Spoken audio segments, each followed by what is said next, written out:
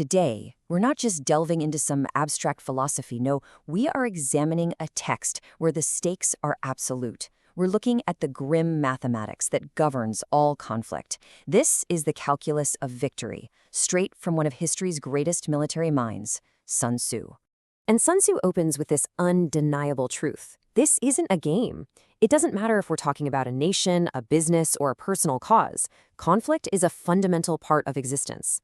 It's a path that leads very directly to either survival or complete annihilation. And because the stakes are that high, it demands our most serious, most disciplined attention. You simply cannot afford to neglect it. So where do we even begin to analyze something so monumental? Well, Sun Tzu breaks it all down into 5 constant factors. Think of these as the absolute pillars of strategic thinking. They're the essential elements you have to weigh before you make any major move. To know them is to set yourself up for victory. To ignore them is to guarantee failure. The first, and you could argue the most critical factor, is what he calls the moral law. Now, this isn't about ethics in the way we think of them today.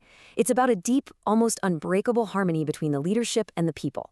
This is the true source of morale, a unity of purpose so powerful that your team will face literally any danger, any obstacle, without a moment's hesitation. It's the difference between just having a company and leading a movement. Next, we have heaven. This represents all of those elements that are completely beyond your direct control. You know, the weather, the time of day, the economic climate, the shifting trends in the market. A wise commander knows you don't fight these forces.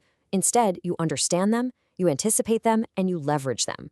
Because in any conflict, timing is everything, and heaven is what dictates the clock of battle.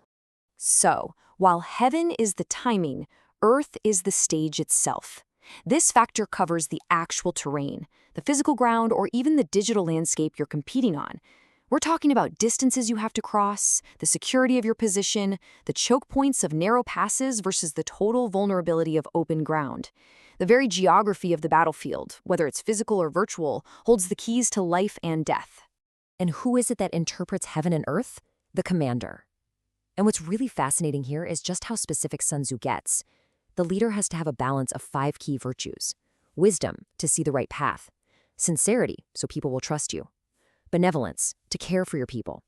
Courage, to act decisively when the time comes. And strictness, to maintain order.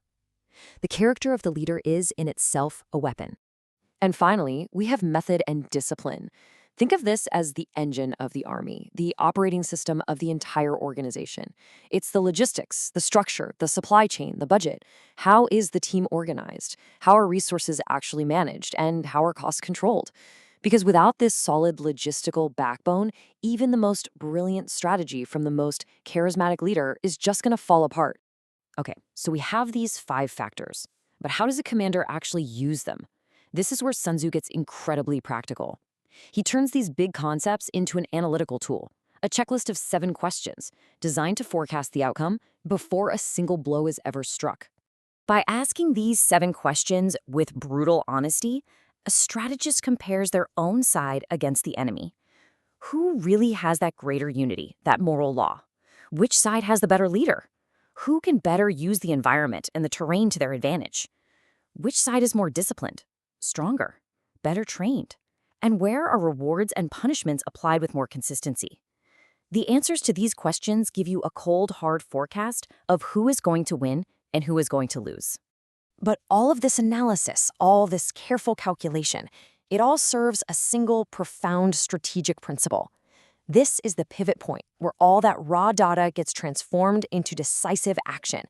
This is the very essence, you might say the soul, of warfare.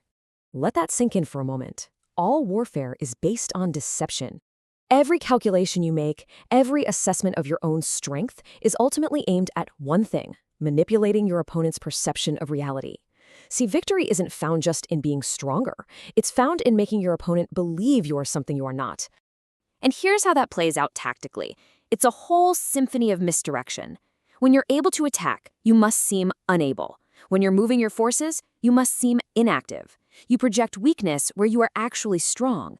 You create illusions of distance and time. You hold out tempting baits to lure the enemy into a trap. The goal here is to encourage their arrogance, make them overconfident, and then crush them. You don't attack them where they are strong. You attack them where they are completely unprepared. You appear precisely where you are least expected.